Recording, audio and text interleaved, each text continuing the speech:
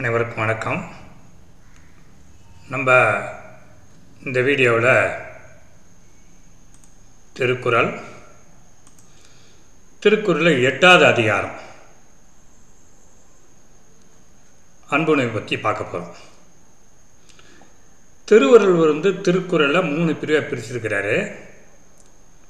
1 அறத்துப்பால், 2 பொருட்பால், 3 இன்பத்துப்பால் அப்படின்ட்டு.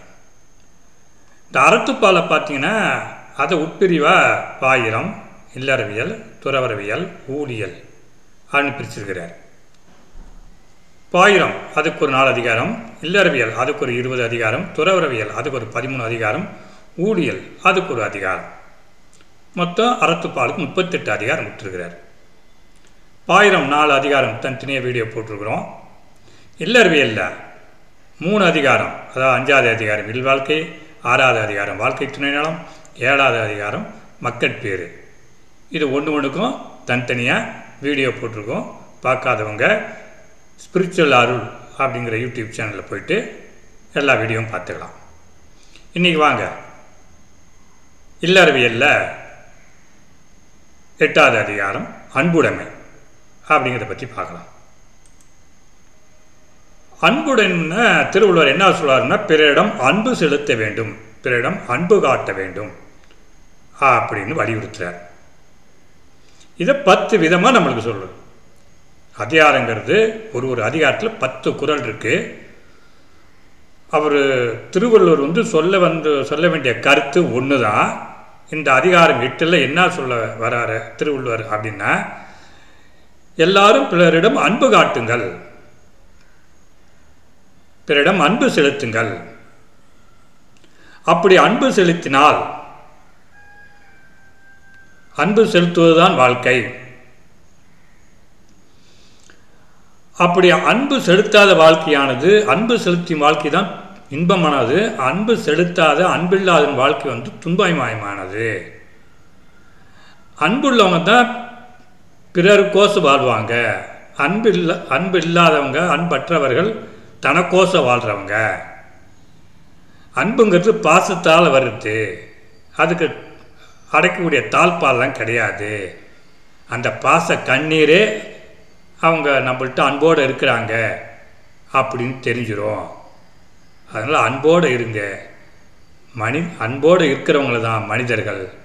அன்பு இல்லைன்னா அவர்கள் மனிதர்கள் கிடையாது அப்படின்னு இந்த அதிகாரத்தில் அன்பு செலுத்தணுங்கிற ஒரு தலைப்பில் எல்லோரிடம் அன்பு காட்ட வேண்டும் அப்படின்னு சொல்ல வராரு. வாங்க ஒரு குறளாக அவர் என்ன சொல்ல வராருன்னு பார்க்கலாம்.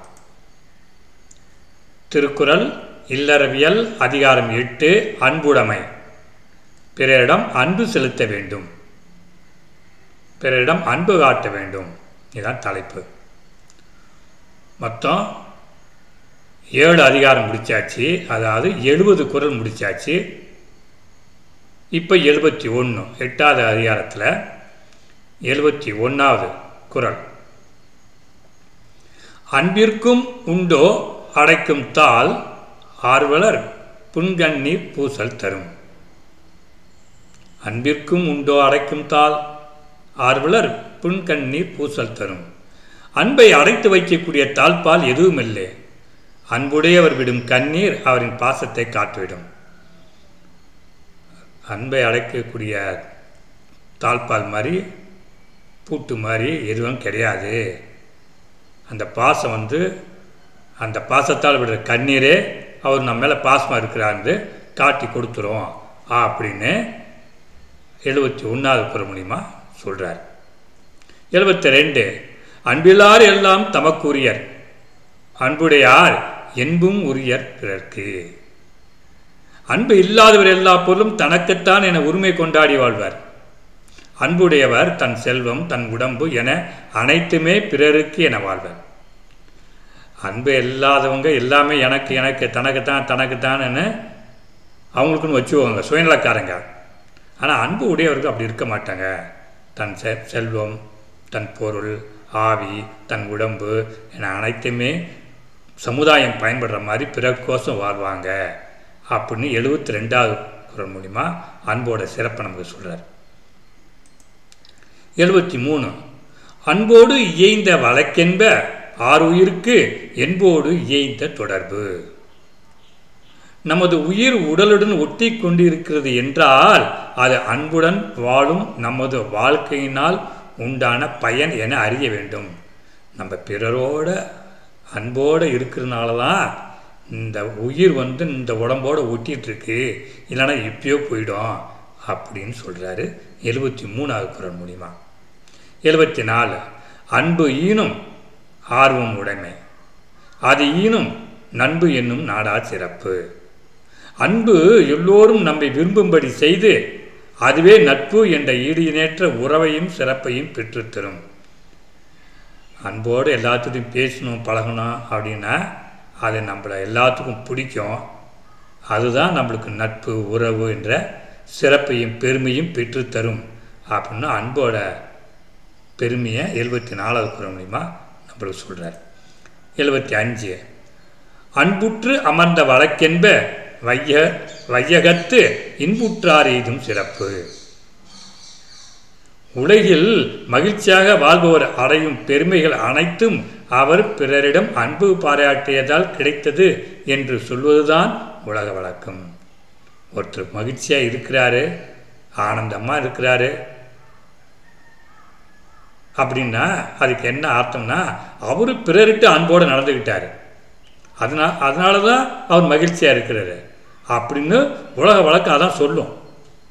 நம்மளும் மகிழ்ச்சியோடு இருந்தால் நம்ம மகிழ்ச்சியோடு, நம்மளும் அடுத்தவட்ட அன்போடு இருந்தால் நம்ம மகிழ்ச்சியாக இருக்கலாம்.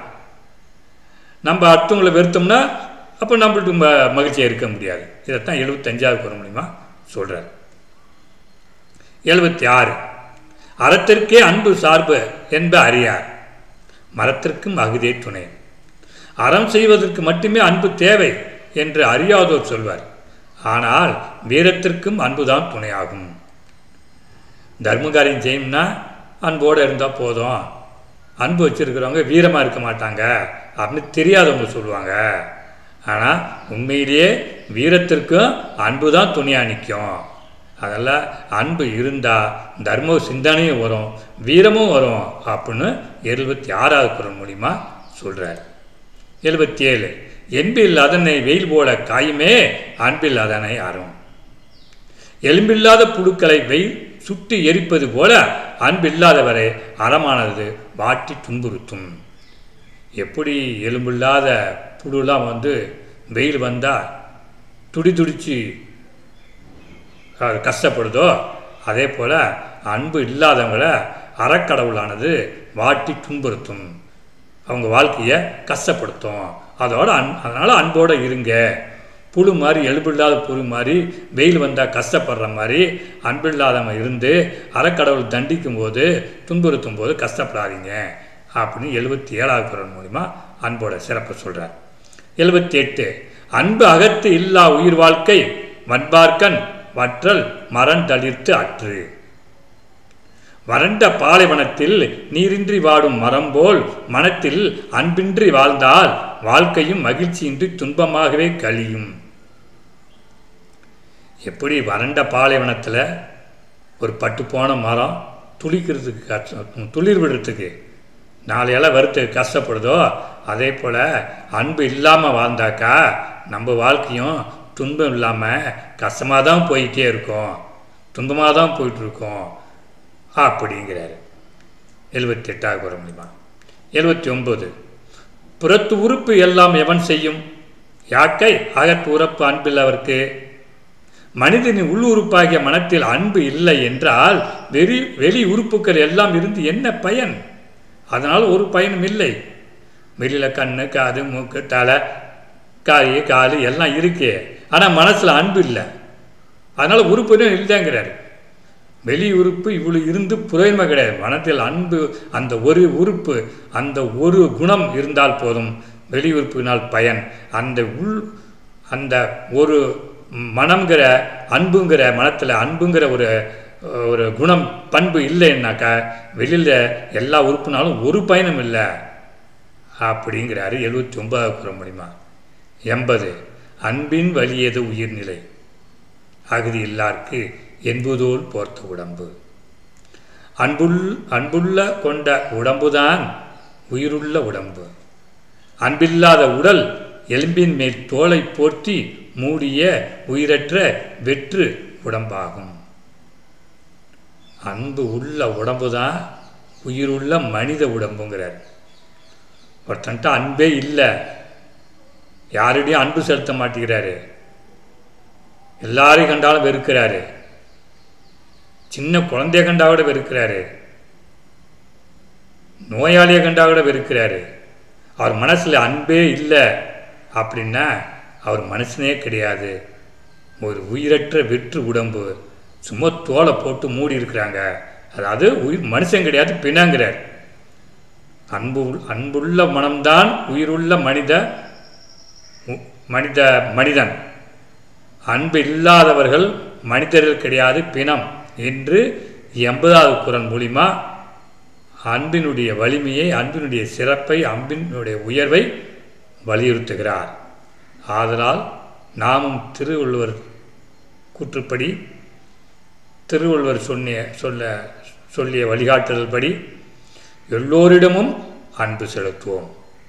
அதைத்தான் வள்ளலார் அவர்களும் எல்லா உயிருக்கும் அன்பு செலுத்த வேண்டும், ஜீவகாருண்ய ஒழுக்கம் அப்படின்னு வள்ளலார் அவர்களும் தான் சொன்னார். அதனால் எல்லா உயிரிடத்தும் அன்போடு இருப்போம், திருவள்ளுவர் வாழ்வோம், திருவள்ளுவர் வழியில் வாழ்வோம், மகிழ்ச்சியாக இருப்போம் என்று கூறி இந்த அதிகாரத்தை, இந்த 8வது அதிகாரத்தை இத்துடன் முடிக்கிறேன். நன்றி, வணக்கம்.